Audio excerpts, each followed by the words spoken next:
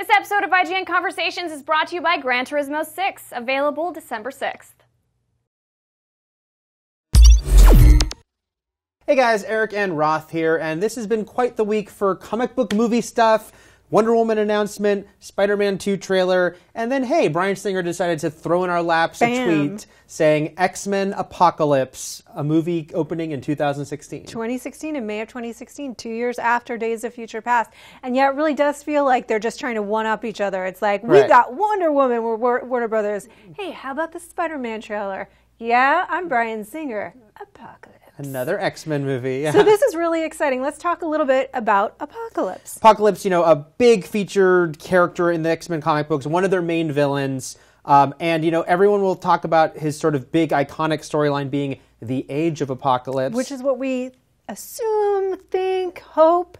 That this storyline, it's got to be this storyline. Some inspiration for this storyline. Age of Apocalypse being, you know, he's this survival of the fittest is what Apocalypse is all about. He's thousands of years old and he's a mutant who really just believes. So he is the fittest. He's the fittest. Only the strongest will survive. Age of Apocalypse being an alternate reality. They live those in our comic books. Yeah. Where he really took over and everything was very, even darker than Days of Future Past in some ways, except flipped on its side. Because he definitely hates humans and he will definitely kill them en masse, but he'll also kill mutants if they're deemed weak. Right.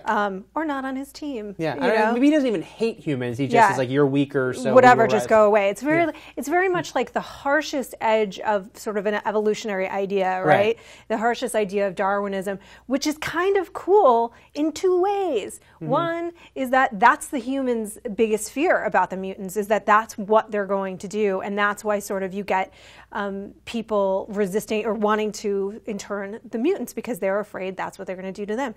The second reason that this is kind of cool is that we were talking about this. This is almost like the opposite storyline to Days of Future Past, in that, you know, you've got this dystopic future in Days of Future Past where the mutants are interned and subjugated. Well, now you've got a different storyline where it's the humans that are interned and subjugated. It's really interesting stuff. Yeah. And as a total sci-fi nerd, I know I'm going on forever, but as a total sci-fi nerd, I mean, this is what I assume it is that in Days of Future Past, that they're going to fix this one problem, which is they fix this one dystopic future, and here comes the bigger problem, or a different problem. A different problem, yeah. A different problem. We also think this is maybe there. You know, a lot has been said already by Bryan Singer about using Days of Future Past to kind of fix things from the franchise, kind of settle some of the different timelines. And we wonder if this will now be really splitting them off and continuing the First Class storyline, if you want, in those movies, but then going back to the original team and now having Apocalypse and whatever happens in Days of Future Past, and we don't know, we haven't read the script or anything,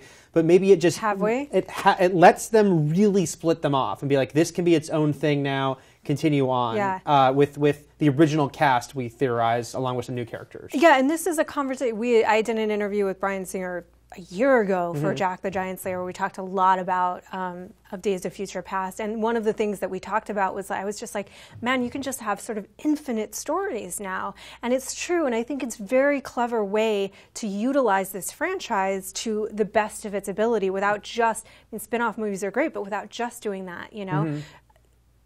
There's any number of things that you can do at this point, and I think you can do it with the same actors in many cases, and so and you can bring back actors that maybe we miss, you know? Right. They already, you know, people are already mentioning that the fact that Days of Future Past, even from the characters we know are in it and being introduced, can certainly be a part of Apocalypse. Blank, who's going to be in Days of Future Past, presumably in a pretty small part. She was a pretty featured character in the Age of Apocalypse storyline. You could certainly use Bishop in that storyline.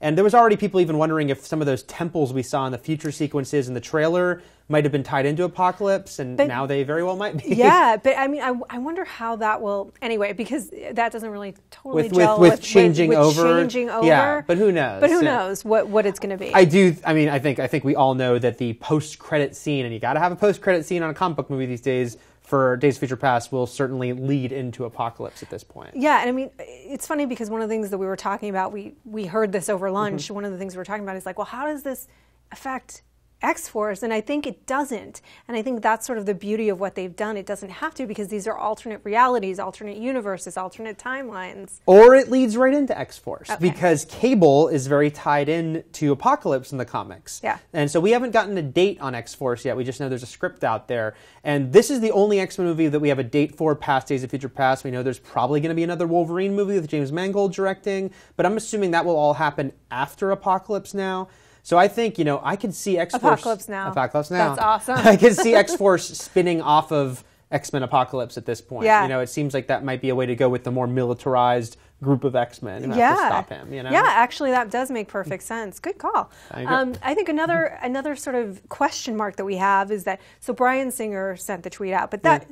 We don't know if that means. We assume, of course, that he will be godfathering it, producing it at the very least. At the very least, yeah. But possibly directing it as well. Yeah, I think it's almost a certainty he's directing it. I feel like it probably is at this point. I think he's back with X-Men in a big, big way. And honestly, and I'm sure there are mixed opinions about this, and we were talking about this earlier, I cannot wait for this movie. Days of Future Past? I have so many high hopes about it. I am really glad that Singer's back on board with this franchise. Yeah, same here. And my last question story-wise is one of the bigger storylines that was one of the early storylines for Apocalypse was his Four Horsemen and the fact that he turned Angel, one of their own, into death, into the Angel of Death. And that they would repeat that over the years and have other beloved characters become one of the Horsemen, including Wolverine at one point. So will they bring Angel back in that movie? He's not in Days of Future Past. Or will it be, once again, we need to have Wolverine center stage? Yeah, that is a good question. But that's what I was saying, is that what's beautiful about this is that it does give you the opportunity to do that, and sort of bring back characters that maybe we do want to see more of.